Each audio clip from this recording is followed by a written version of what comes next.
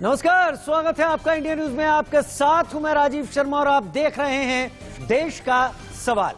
उत्तर प्रदेश में पहले चरण की वोटिंग में अब सिर्फ एक हफ्ता मतलब 7 दिन बचे हैं। पहले चरण का मतदान 10 फरवरी को होगा, जिसमें पश्चिमी यूपी की 58 सीटें आती हैं। इसलिए बीजेपी हो या फिर समाजवादी पार्टी और कांग्रेस हो या फिर बीएसपी, सभी ने अपनी पूरी ताकत झोंक रखी है। अब वादों और दावों को लेकर सियासी लड़ाई छिड़ चुकी है। यूपी के मुख्यमंत्री आदित्यनाथ योगी ने आज अपनी सरकार के 5 साल के रिपोर्ट कार्ड को पेश करते हुए दावा किया कि उत्तर प्रदेश में जो पिछले 70 साल में नहीं हुआ, वो उनकी सरकार ने 5 साल में करके दिखा दिया। दूसरी ओर समाजवादी पार्टी के अध्यक्ष अखिलेश यादव और राष्ट्रीय लोकदल के मुखिया जयंत चौधरी ने साझा प्रेस कॉन्फ्रेंस की और योगी सरकार पर हमला बोला। वहीं गृह मंत्री अमित शाह आज फिर समाजवादी पार्टी के भ्रष्टाचार को निशाना बनाते दिखे। अमित शाह ने कहा कि जो अपने पिता और चाचा की नहीं सुनता, वो जयंत चौधरी की क्या सुनेगा। जबकि कांग्रेस की नेता प्रियंका गांधी वाड्रा ने योगी सरकार पर के शासन पर सवाल उठाए हैं।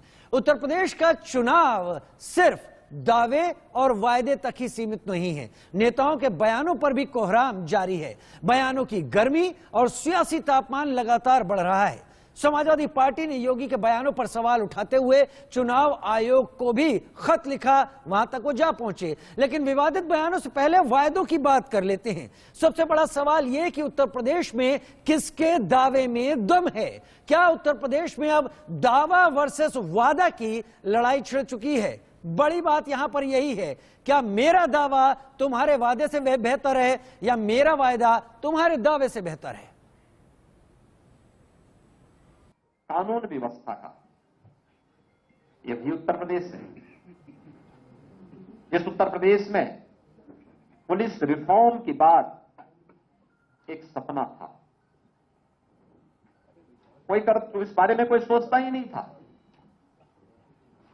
क्योंकि सत्ता में आने के बाद पुलिस लोगों के लोक कल्याण का और राज्य की छवि को सुधारने का माध्यम नहीं, बल्कि व्यक्तिगत स्वार्थों के एजेंडे का हिस्सा हो जाता था।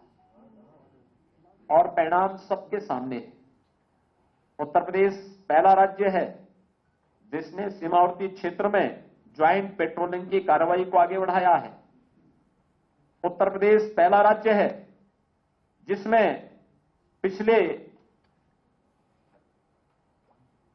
5 वर्ष में कोई दंगा नहीं हुआ, कोई आतंकी घटना नहीं घटित हुई।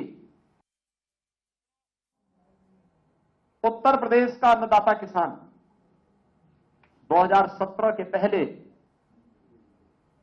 राज्य सरकार की, उस समय की राज्य सरकार की उपेक्षा के कारण आत्महत्या करने के लिए मजबूर हुआ था। और उस समय याद करिए, जब 2017 में हमारी सरकार आई थी, तो हम लोगों ने पहली कैबिनेट की बैठक में अपने प्रदेश के 86 लाख किसानों का 36,000 करोड़ रुपए के ऋण मोचन की कार्रवाई को संपादित किया था। उत्तर प्रदेश के अंदर, ये देश के अंदर पहला कार्यक्रम था जिसमें सफलतापूर्वक इस कार्यक्रम को आगे बढ़ाने का कार्य हुआ। बिना किसी विवाद के तकनीक का उपयोग करते हुए इस कार्यक्रम को हम लोगों ने आगे बढ़ाया। आप सुन रहे थे उत्तर प्रदेश के मुख्यमंत्री योगी आदित्यनाथ को। अपनी सरकार के बारे में तमाम बातें कर रहे थे, कितना बेहतर शासन दिया है। लेकिन उनके बाद अब सुनते हैं समाजवादी पार्टी के अध्यक्ष अखिलेश यादव को, जो बुलंदशहर में थे। उत्तर प्रदेश की जनता से उन्होंने क्या कुछ वायदे किए हैं, आइए सुनते हैं। समाजवादी सरकार और आरएलडी के गठबंधन की सरकार, सहयोगी दलों की सरकार बनती है तो भरोसा दिला सकते हैं कि चाहे गाड़ियां बढ़ानी पड़े और बेटियों बहन के लिए जिस तरीके से 1090 पावर वुमेन लाइन बनाई गई थी, अगर स्ट्रक्चरली चेंज करके बेटियों की सुरक्षा के लिए डायल 100 डायल 12 में ही कोई व्यवस्था करनी पड़ेगी तो की जाएगी। और वहीं गाड़ियों की संख्या विशेष बढ़ा करके सुरक्षा का माहौल बनाने का काम ये दोनों गठबंधन के लोग करेंगे। मुख्यमंत्री जी की जो भाषा बदली है, पता नहीं मुख्यमंत्री क्यों भाषा बदल रहे हैं। और मुझे लगता है कि जो हवा चल रही है पहले चरण में यहाँ के लोगों ने ऐसी हवा चलाई है कि भारतीय जनता पार्टी और खासकर मुख्यमंत्री जी, उनको समझ में नहीं आ रहा कि क्या कहा जाए। वो हमारे मुख्यमंत्री हैं, वो कोई कंप्रेसर थोड़ी है कि हमें ठंडा कर देंगे। हमारे बहुत सारे लोग हैं, आप जानते होंगे, फ्रिज में ठंडी चीज रखने के लिए कंप्रेसर होता है। कंप्रेसर खराब हो जाए तो क्या मुख्यमंत्री जी हमारे कंप्रेसर हैं?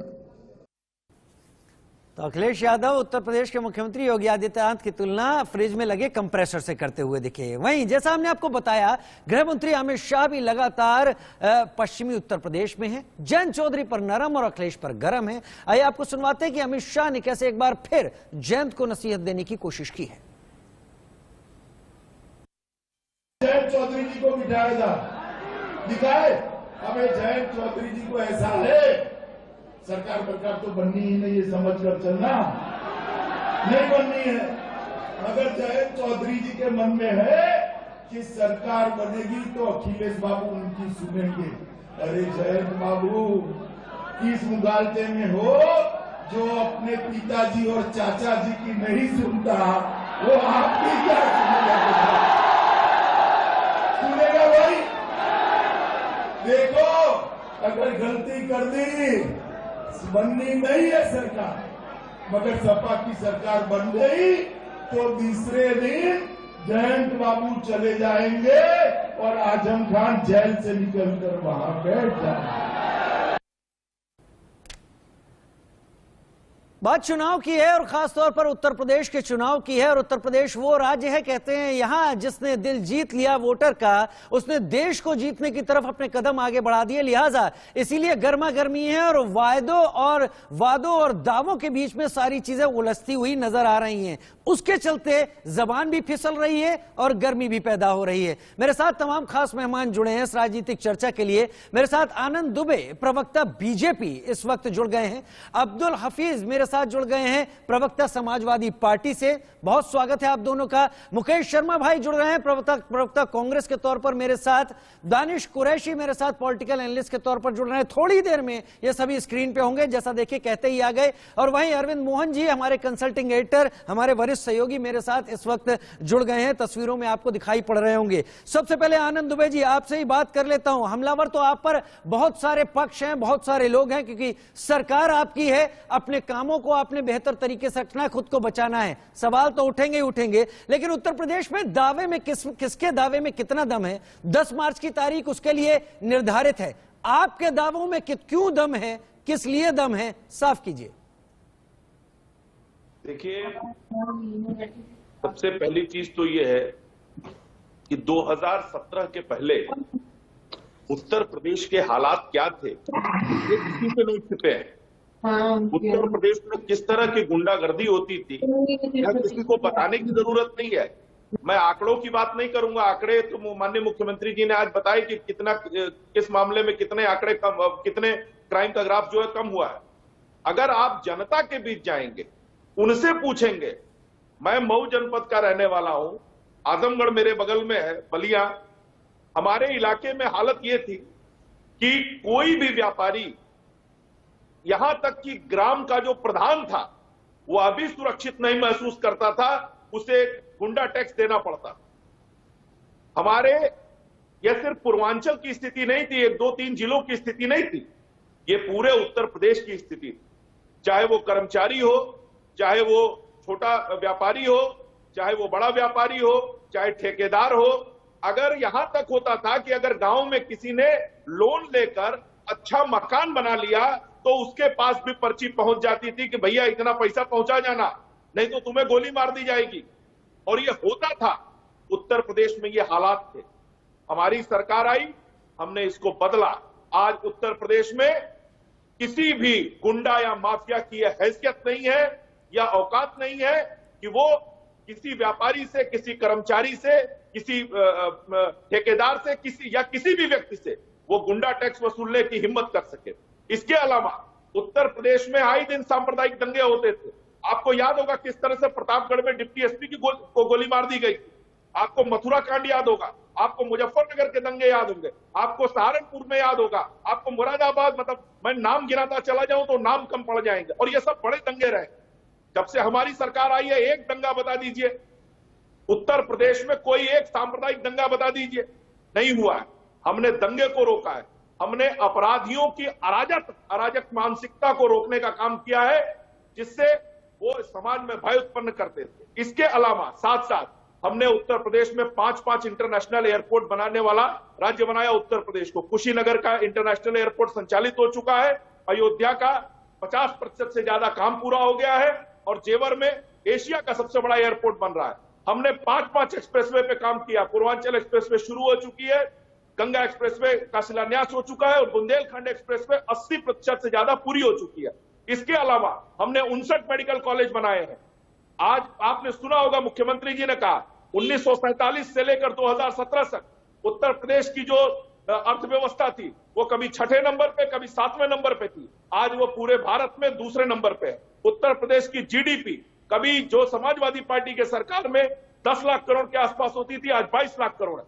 उत्तर प्रदेश में प्रति व्यक्ति आय जो कभी 45-46 हजार रुपए होती थी, आज 94,000 रुपए।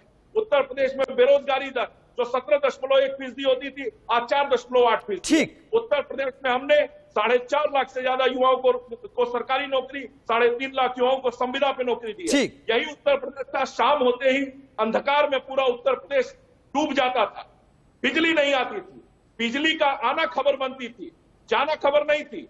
इसके अलावा चंद वीआईपी जिले थे जिनको 24 घंटे बिजली दी जाती थी, और पूरा उत्तर प्रदेश अंधकार में ठीक है, मतलब आपको लगता है, आपने जो इतनी सारी चीजें गिनाई, मुख्यमंत्री जी भी कह चुके हैं, मैं अंतहीन तो आपसे लिस्ट लूंगा नहीं, लेकिन आपको लगता है कि ये वो वजह हो सकती है जिसके चलते आपके दावों में दम है, आपके वायदे जमीन पर उतरे हैं। चलिए आपके विपक्षियों के पास भी चले जाते हैं। अब्दुल हफीज भाई मेरे साथ समाजवादी पार्टी के प्रवक्ता के तौर पर जुड़े हुए हैं। अब्दुल हफीज भाई, आप अपनी बात बताइए, आपको भी वक्त दूंगा।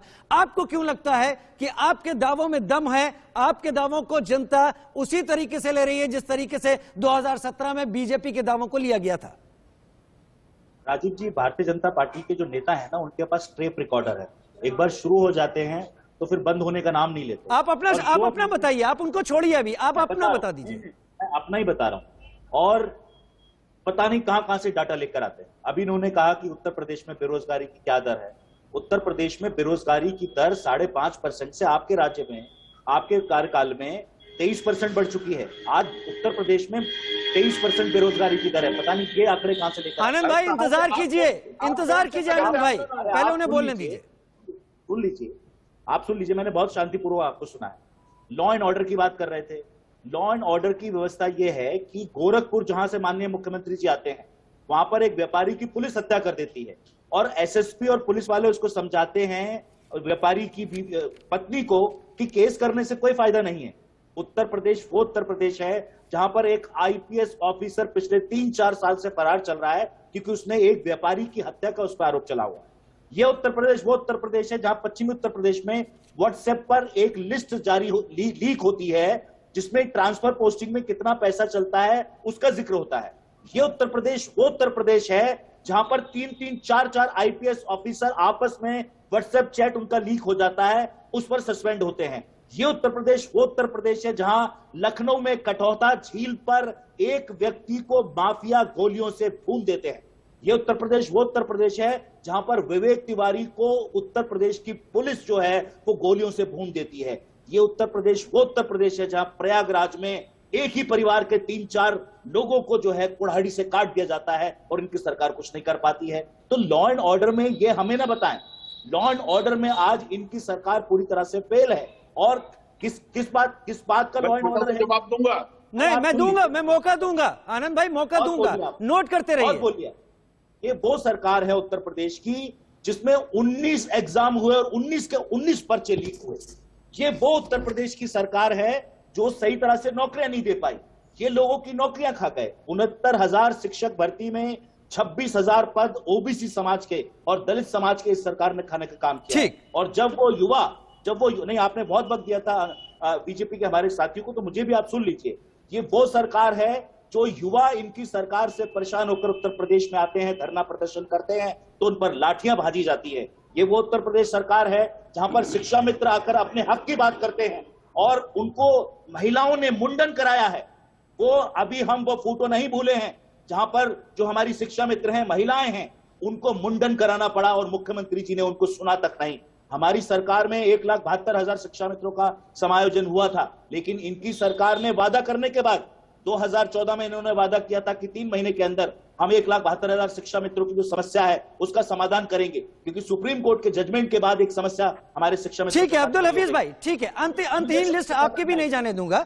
आप लोग अपनी अपनी बात रख रहे हैं। आपको लगता है ये जो मुद्दे हैं ये जनता को आपकी तरफ आगे बढ़ाएंगे, जनता का वोट समर्थन आप तक पहुंचाएंगे? मुकेश शर्मा भाई, नहीं एक एक करके पहले सबके पास आ जाऊं। मुकेश शर्मा भाई मेरे साथ जुड़े हुए हैं, दानिश कुरैशी मेरे साथ जुड़े हुए हैं, अरविंद मोहन जी मेरे साथ जुड़े हुए हैं। मुकेश शर्मा भाई, समाजवादी पार्टी, आरएलडी गठबंधन और बीजेपी, इन दोनों की बातें आपने सुन ली। उत्तर प्रदेश को जीतने की दोनों की ही इच्छा है और दोनों ही कह रहे हैं कि उनके दावे उनके वायदों से भी कहीं ज्यादा हैं, कहीं बेहतर हैं। आप कहां ठहरते हैं? देखिए राजीव जी, हम लंबे समय से उत्तर प्रदेश में शासन में नहीं हैं और जो दल आज शासन में है या जो दल इससे पहले शासन में थे, मुझे इस बात का बहुत कष्ट है और मुझे नहीं, उत्तर प्रदेश के लोग देख रहे हैं कि यदि विकास हुआ होता या विकास जो संकल्प पत्र था या जो भी इनका घोषणा पत्र था वो लागू कर दिया होता तो आज शमशान और कब्रिस्तान की बात करने की आवश्यकता नहीं पड़ती, आज बजरंग बली और अली की बात नहीं करनी पड़ती, आज चर्बी और गर्मी की बात नहीं करनी पड़ती। मैं ये कहना चाहता हूं, अगर बेरोजगारों को नौकरी दे दी होती तो आज तुष्टीकरण की राजनीति की आवश्यकता नहीं थी। जो योगी जी ने रिपोर्ट कार्ड दिया है, उत्तर प्रदेश की जनता चाहती थी कि गंगा में जो लाशें कोरोना में तैर रही थी उसका आंकड़ा भी उत्तर प्रदेश के लोगों को रिपोर्ट कार्ड में दिया जाता। उत्तर प्रदेश के लोगों को हाथरस और नाव जैसे गैंग रेप का आंकड़ा भी दिया जाता। उत्तर प्रदेश के लोगों को मंत्री का बेटा और मंत्री की इन्वॉल्वमेंट से जिस तरीके से किसानों पर गाड़ियां चढ़ाई जाती हैं उसका ब्यौरा भी रिपोर्ट कार्ड में दिया जाना चाहिए था। उस रिपोर्ट कार्ड में यह भी दिया जाना चाहिए था कि खुशी दुबे, उसकी मां क्यों अंदर है, खुशी दुबे क्यों अंदर है। उस रिपोर्ट कार्ड में बहुत चीजों का जिक्र होना चाहिए था। जहां तक ये उपलब्धि कहते हैं हम दंगे नहीं हुए हमारे राज में, अरे दंगे करवाने वाले, नफरत की राजनीति करने वाले, ये हिंदुत्ववादी जब सत्ता में है, जब दंगा करवाने वाले सत्ता में बैठे हैं, दंगे तो ये करवाते हैं जब सत्ता से बाहर होते हैं। और मैं ये कहना चाहता हूं, उत्तर प्रदेश का नौजवान रोजगार के सवाल पर वोट डालने वाला है। उत्तर प्रदेश का नौजवान सड़क नाली गली के सवाल पर वोट डालने वाला है। उत्तर प्रदेश का नौजवान इस बात पर वोट डालने वाला है कि सब पार्टियों ने उत्तर प्रदेश को जाति, धर्म और सांप्रदायिकता के नाम पर चला है। यानी 10 मार्च को आपको लगता है इन मुद्दों पर कांग्रेस के खाते में वोट आते देख सकते हैं? करने जा रहे हैं, ये मैं आपको स्पष्ट रूप से कहना चाहता हूं। ठीक है, ये जो तमाम मुद्दे हैं, अगर ये रोजगार दे दिया गया होता है, तमाम चीजें होती, कांग्रेस की तरफ से मुकेश भाई का कहना है कि यही चीजें उत्तर प्रदेश की जनता को कांग्रेस की तरफ ले आएंगी, आगे बढ़ाएंगी। लेकिन मेरे साथ अभी दानिश कुरैशी भी मौजूद है, अरविंद मोहन जी भी मौजूद हैं। दानिश भाई, आपने सबको सुन लिया अभी तक। उत्तर प्रदेश में दावे और वादे के बीच में सारी बातें फंस गई हैं। अब सबका कहना है मेरे दावे मेरे वायदों से बेहतर हैं। आपको किसके दावे किसके वायदों से बेहतर लग रहे हैं? देखिए, दरअसल होता यह है कि जब भी चुनाव आते हैं ना, तो आवाम के हिस्से में सिर्फ दावे और वादों के अलावा आज तक कुछ भी पहुंचा नहीं है। और हमने तो देखा है कि उत्तर प्रदेश की आवाम की किस तरह से बदहाली हुई है इन 5 सालों में बाबा की सरकार में। अभी बाबा का भाषण आप सुना रहे थे, उसमें वो कह रहे हैं कि 86 लाख किसानों को जो है उन्होंने किसान के लिए राशि दी है। इसका मतलब ये हो गया कि अगर 1 हेक्टर भी एक किसान, एक परिवार के प्रति गिन लिया जाए तो समझ लो कि 86 लाख परिजन हो गए, और एक परिवार में 5 लोग भी गिन लिए जाए तो सीधा सीधा 5 से 7 करोड़ लोगों को इस सरकार से फायदा हुआ है। तो फिर बाबा को घबराने की क्या जरूरत है? चाहे वो 2017 के पहले की बात कर रहे हैं, अभी की बात करिए, लेकिन उनके पास दरअसल है कुछ नहीं। और जब उनको ये लगा कि ध्रुवीकरण और सांप्रदायिक बातों से कुछ होगा नहीं, तो अब वो आए हैं महिला सुरक्षा पे और वो पुलिस रिफॉर्मिंग पे, इन सारी चीजों पे। जितना दुबे जी जो बता रहे थे बजट के को लेकर के और जो आंकड़े वो दिखा रहे थे, उत्तर प्रदेश के जो हालात हैं वो किसी से छुपे नहीं है। बेरोजगारी अपने उफान पर है, महिला सुरक्षा के मामले में किस तरीके का वहां का रिकॉर्ड रहा है वो सारे लोग जानते हैं। लेकिन दूसरी तरफ बड़ा सवाल जो है वो मुख्य विपक्षी दल जो है समाजवादी पार्टी से भी है। जैसा कि समाजवादी पार्टी के प्रवक्ता जी जो कह रहे थे कि भाई व्हाट्सएप पे यहां तक चैट आ गई कि भाई कौन से डेपुटेशन का क्या चार्जेस है, तो सवाल यह है कि क्या आपने ये मुद्दा सिर्फ डिबेट के लिए बचा के रखा था? आप इसके लिए मैदान में क्यों नहीं उतरे? दरअसल ये जिम्मेदारी आपकी बनती थी विपक्ष के तौर पर। तो आपने उस वक्त जो लोग ईमानदार थे, जिनका ईमानदारी के साथ डेपुटेशन होना चाहिए था, उनके साथ बेईमानी की, तो ये आप समझिए, इसको मैं मेरे नजरिए से पॉलिटिकल करप्शन समझता हूं कि यू आर पॉलिटिकल करप्ट। आप बात करते हैं महिला सुरक्षाओं की, तो आप क्या सिर्फ ये डिबेट में या चुनाव के अखिलेश जी के भाषण के लिए चीजें रह गई हैं? आप 4.25 साल तक थे कहां? आपने क्यों नहीं पूछा कि भाई ये जो जितने भी आपने फाइनेंशियल स्कैंडल किए हैं उस पर सवाल क्यों नहीं उठाए? आज भी आप ये कह रहे हैं कि हम आएंगे तो ये करेंगे, हम आएंगे तो वो करेंगे। अखिलेश यादव जी अपने भाषणों में भ्रष्टाचार के आरोप लगा रहे हैं, लेकिन भ्रष्टाचार पर अभी तक कितने अभी तक क्यों नहीं हो? दानिश कुरैशी, मैं एकदम सहमत हूं। सारी चीजें अगर आज हैं तो यही चीजें आज से 6 महीने पहले भी सच रही होंगी, और तब इनके लिए उतना ही शोर क्यों नहीं मचाया गया? अरविंद मोहन जी को मैं बीच में लाऊंगा। अरविंद जी, आपने सभी को अब तक सुन लिया है। इस दावे और वायदे के बीच में एक दूसरे के ऊपर सारे आरोप लगाए जा रहे हैं, लेकिन अगर दानिश कुरैशी की बात को रखूं, आज जिन आरोपों में इतना जोर, इतना दम है, 6 महीने पहले भी रहा होगा, तब खामोशी क्यों थी? अरविंद जी, आपका टेक। नहीं, खामोशी तो असल में अखिलेश यादव और मायावती की तरफ से थी, मैं कहूंगा। बाकी मीडिया में सवाल उठे और उससे भी ज्यादा कांग्रेस ने सवाल उठाए, प्रियंका और राहुल ने, चाहे जितनी भी उनकी शक्ति हो, उन्होंने लगातार किसानों का सवाल हो या डिफरेंट इवन जो इवेंट्स जिनकी चर्चा की जा रही है, उन सवालों को उठाया है। अब उनकी राजनीतिक ताकत बहुत बची नहीं, इसलिए उसका बहुत असर हुआ नहीं।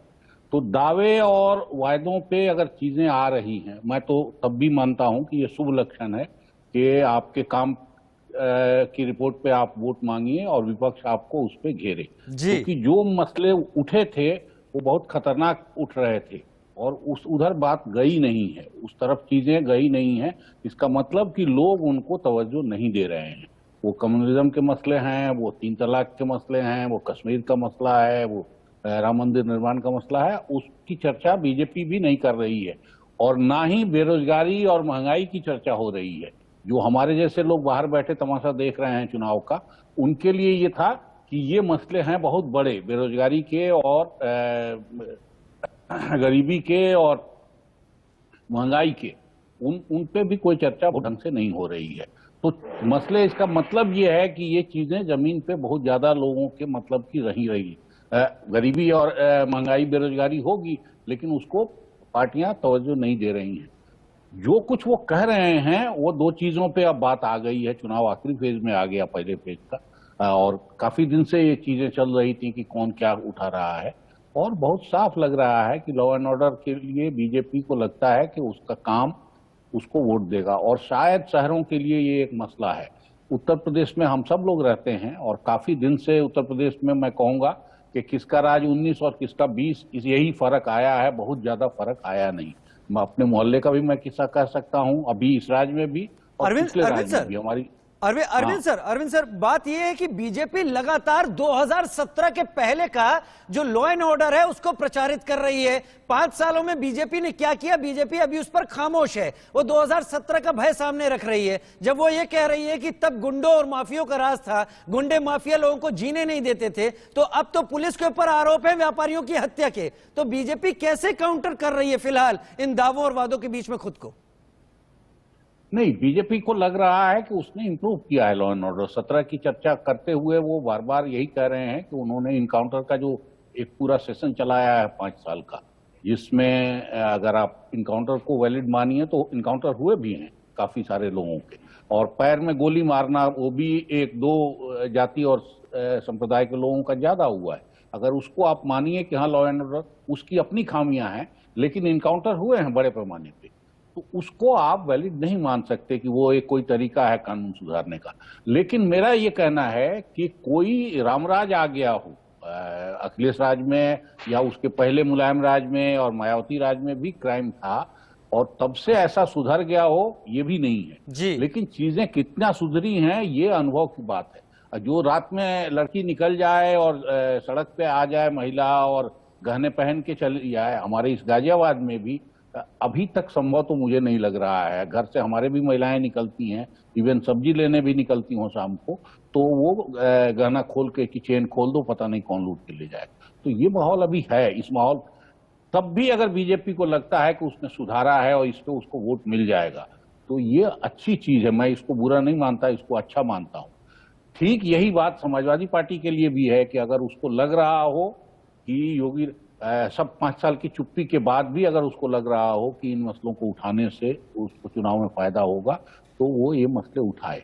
लेकिन जो जनरल डेवलपमेंट उत्तर प्रदेश का है उसकी हालत बहुत खराब है, जिसमें किसान का सवाल सबसे ऊपर है। अब योगी जी को 5 साल पहले का कर्ज माफी याद आ रहा है, लेकिन अभी का किसान संकट नहीं याद आ रहा है कि किसानों की क्या हालत हुई है। और अभी भी जो बेरोजगारी की हालत है वो उनको दिखाई नहीं दे रहा है कि उत्तर प्रदेश में।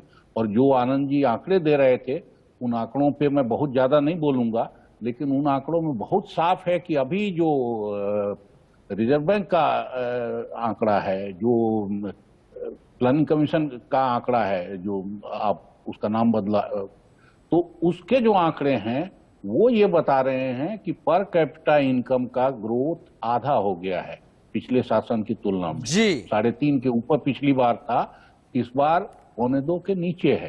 तो अब इन सब चीजों को, बेरोजगारी में उत्तर प्रदेश कहां से कहां आ गया, उत्तराखंड कहां से कहां आ गया, इन आंकड़ों की चर्चा वो नहीं करते हैं। और मैं एक बात समझ सकता हूं। जी बोलें। आंकड़े निश्चित रूप से सब लोग इस्तेमाल करते हैं, लेकिन अभी के आंकड़े हैं ये। मैं पिछले बहस में भी आपको याद होगा, शायद आप थे या किसी और, कि उन्होंने भी मुझे बहुत कहा कि नहीं ये गलत बोल रहे हैं, झूठ बोल रहे हैं, और मैंने मोबाइल पे वो आंकड़े जी हाँ, मैंने देखा उस बहस में मैं ही आपके साथ था और तब आपने वो आंकड़े दिखाए। लेकिन सर यहाँ से एक बात तो समझ में आ जाती है, वोटर आज वो 20-25 साल पहले वाला वोटर रहा नहीं। गूगल की रेंज में सब है, डिजिटलाइजेशन हो चुका है, हाथ में पॉकेट में सारी जानकारी है, तो लोगों को भरमाना मुश्किल है। वो फर्क कर सकता है कि विधानसभा चुनाव क्या है, लोकसभा चुनाव क्या है और पार्षदी का चुनाव क्या है। तो ये आंकड़ों का भरमाना वोटर तक कितना कारगर होगा पता नहीं। मैं लौट के आता हूं आप लोगों के पास चर्चा को लेकर। हेडलाइंस के बाद लौटकर बहुत जल्द वापस आता हूं। महज 1 हफ्ते का वक्त बचा है जब पहले फेज के लिए जनता यह तय करेगी किसका मानस बना चुकी है और किसके हक में जा रही है। हालांकि 10 मार्च को यह साफ होगा कि जनता ने किसको अपनी उम्मीदों के सामने रखा है। मेरे साथ तमाम खास मेहमान लगातार जुड़े हुए हैं। ब्रेक से पहले मेरे वरिष्ठ सहयोगी अरविंद मोहन जी अपनी बात रख रहे थे और उन्होंने एक बात खास तौर पर कही, आंकड़े केंद्र सरकार के हैं, उत्तर प्रदेश सरकार क्या रिपोर्ट कार्ड पेश कर रही है वो बात अलग है। उसी केंद्र सरकार के आंकड़े, उसी बड़ी संस्थाओं के आंकड़े जो देश का मिजाज आईने की तरह सामने रख देते हैं। और अगर वो देखा जाए तो रोजगारी उतनी नहीं बढ़ी है जिसकी उम्मीद बीजेपी सामने रख रही है। बेरोजगारी जरूर बढ़ी है। डर अगर गुंडों का है तो सड़क पर अभी भी महिलाएं अपने जेवर छुपा देती हैं या घर पर रख देती हैं। मैं आनंद भाई आपको अब मौका देता हूं, आपने सबको सुना है, जवाब सामने रखिए। जी, मैंने अरविंद मोहन जी को भी सुना। उन्होंने कहा कि उन्हें ऐसा नहीं लगता है कि बहुत कुछ बदला है। हो सकता है उन्हें ना लगता हो, लेकिन उत्तर प्रदेश की 25 करोड़ जनता को जरूर लगता है कि लॉ एंड ऑर्डर सुधरा है। ये वही उत्तर प्रदेश है जहां मुख्तार अंसारी और अतीक अहमद घरों में बैठकर और जब पेशी पर जाते थे तो थानों में बैठकर महफिलें सजाया करते थे और दरबार लगाया करते थे। आज वो कहां है, उनकी हैसियत क्या है, यह बताने की आवश्यकता नहीं। आज कैराना पलायन के आरोपी जो हैं वो जेल में हैं, और जो लोग अपना घर छोड़ के गए थे आज वापस अपने घरों में हैं। ये भी बताने की जरूरत नहीं। उत्तर प्रदेश में कहीं भी कोई सांप्रदायिक दंगा नहीं हुआ है, ये हमें बताने की जरूरत नहीं है, जनता महसूस कर रही है। इसके अलावा मैं अभी कांग्रेस के प्रवक्ता को सुन रहा था, उन्होंने कहा ये हिंदुत्ववादी। अरे भाई, आप कब तक हिंदुओं को गाली देते रहेंगे? अभी तक ये हिंदुत्ववादी कह रहे थे, अब समाजवादी पार्टी के एक विधायक हैं, मैं उनका नाम बताता हूं, वो एक नया शब्द लेके आए हैं, हिंदू गर्दी। ये विधायक है रफीक, ये देखिए इनका वीडियो है। नहीं, वो हमने देखा हुआ है, उस पर चर्चा भी हुई है। हिंदू गर्दी कह के उन्होंने गुंडा गर्दी से जोड़ने की कोशिश की। मेरे पास भी ये सवाल है, मैं जाऊंगा अभी समाजवादी प्रवक्ता के पास जाऊंगा, आप अपना जवाब पूरा करें। सुन लीजिए, तो तकलीफ क्या है? ये लोग कहते हैं कि भारतीय जनता पार्टी सांप्रदायिकता की राजनीति करती है। तो भाई ये बताइए कि हम 24,000 जाट, हम 24,000 हैं, 24,000 जाट है, 90,000 हम हैं, हम जाटों की खाल में भूस भर देंगे, ये किसने कहा था? समाजवादी पार्टी के कार्यकर्ता ने। सरकार आई तो बदला लिया जाएगा, आदिल चौधरी कहते हैं। 15% मुस्लिम, 85% हिंदुओं पर भारी पड़ेंगे, कौन कहता है? अबू आजमी कहते हैं। हिंदुओं को पनाह नहीं मिलेगी, कौन कहता है? मौलाना तौकीर रजा कहते हैं। असदुद्दीन ओवैसी कहते हैं योगी मोदी नहीं होंगे तो तुम्हें कौन बचाएगा? हिंदू मुसलमान पे अरे डेवलपमेंट, रोजगार क्या दिया बता दो देश को यार। उत्तर प्रदेश को कितने लोगों को रोजगार दिया है बता दो। गंगा में लाशें क्यों तैर रही थी बता दो। आ गए हिंदू मुसलमान पे, अरे आ गए औकात पे हिंदू मुसलमान पे। अरे शर्म करो, क्यों इस देश को तोड़ना चाहते हैं आप? आप इस देश के टुकड़े करना चाहते हो, आप धर्म की राजनीति करके मुकेश भाई, लोकतंत्र की हत्या कर रहे हैं आप लोग। मुकेश भाई,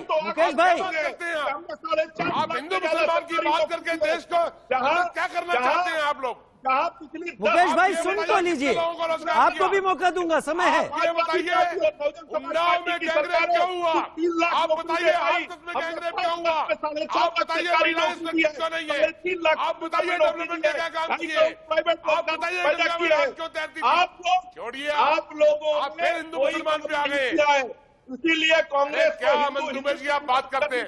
आप बताइए अमन दुबे जेल में क्यों है? जिन्ना पाकिस्तान और तालिबान की बात करनी पड़ रही है। सरासर जान से मार दिया उत्तर प्रदेश में। राजनीति कांग्रेस और समाजवादी पार्टी कर रही है। आप कभी अली और बजरंग बली की बात करते हैं, आप क्यों नहीं बताते बेरोजगारी की बात? हाँ ये जरूर है, आप रोजगार की बात क्यों नहीं करते हैं? आप क्यों संचालन कब्रिस्तान की बात करते हैं? से पहले आपके पास हिंदू मुसलमान के अलावा कुछ है ही नहीं। और जिन लोगों ने मुकेश भाई एक मिनट, ठीक है ठीक है ठीक है ठीक है, आनंद जी आनंद जी आनंद जी आनंद जी आनंद जी, मुकेश जी मुकेश जी मुकेश जी मुकेश जी मुकेश जी, ठीक है आपका जवाब हुआ, आपका जवाब। मुकेश जी मैं सवाल पूछ लेता हूँ आपसे, आप बीच में आए ना बहस के, मैं सवाल पूछ लेता हूँ।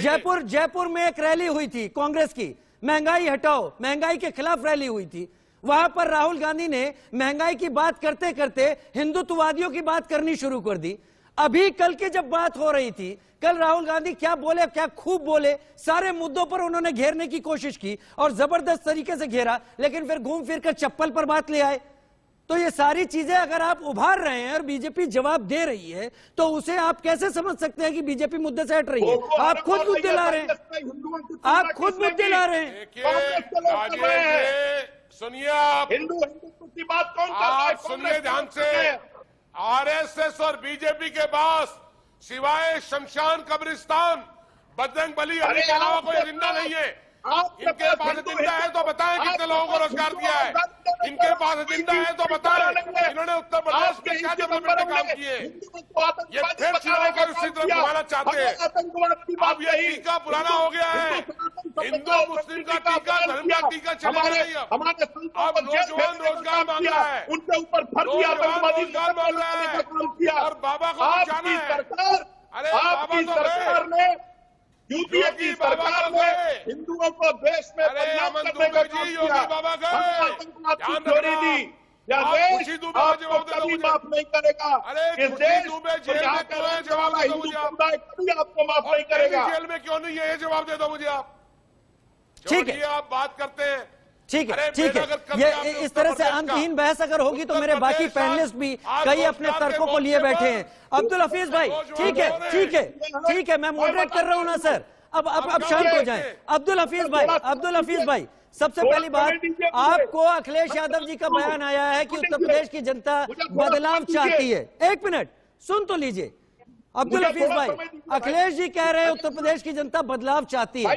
आपको क्यों लगता है कि यह बदलाव समाजवादी पार्टी के ही पक्ष में है?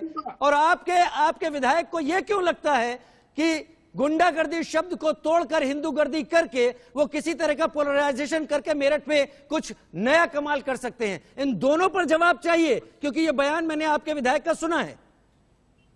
देखिए राजीव जी, जो आपका पहला सवाल था, बता दूं कि हम ही क्यों सत्ता में आ रहे हैं। तो हमारा ट्रैक रिकॉर्ड है डेवलपमेंट का। 23 महीने के अंदर एक्सप्रेसवे बना देते हैं, 18 लाख लैपटॉप बांटते हैं, 55,000 महिलाओं को पेंशन देते हैं। हम आईटी सेक्टर में नया डेवलपमेंट करते हैं। वर्ल्ड क्लास के ऑडिटोरियम्स हमने बनाए हैं, हमने रिवर फ्रंट्स बनाए हैं, हमने जो है JPNIC बनाया है। इस उत्तर प्रदेश के 44 जिलों को हमने 4 लेन से जोड़ा है। तो हमारा एक ट्रैक रिकॉर्ड है। मेट्रो हमने खड़े किए हैं। तो हमारा ट्रैक रिकॉर्ड है, इसलिए हमें जनता पसंद करती है। और मैं आपको बता दूं कि उत्तर प्रदेश में जो भारतीय जनता पार्टी के शीर्ष नेतृत्व है, किसको अटैक कर रहे हैं? अखिलेश जी को अटैक कर रहे हैं। तो जिस फल पर जो पेड़ पर फल होते हैं ना, अटैक उसी पर होते हैं, पत्थर उसी पे कहीं ना कहीं मारे जाते हैं। दानिश भाई, नहीं अब्दुल हफीज भाई, हम सेकंड सेगमेंट में हैं, हम काफी स्ट्रेस नहीं कर सकते। मेरा सवाल ये है, जब आपने इतना कुछ करवाया है, इतनी चीजें करवाई हैं, फिर आपके विधायक को हिंदूगर्दी क्यों कहनी पड़ती है? हर थाने में हिंदूगर्दी है, क्या वो पोलराइजेशन नहीं है? क्या वो उकसाने के शब्द नहीं है? देखिए, मैं आपको राजीव जी कहना चाहूंगा कि इस तरह की भाषा से समाजवादी पार्टी अपने आप को आइडेंटिफाई नहीं करती है और ना ही हम सपोर्ट करते हैं। लेकिन दानिश कुरैशी, आपको तो समाजवादी पार्टी आइडेंटिटी इस तरह से खुद को एसोसिएट नहीं करती। करनी चाहिए।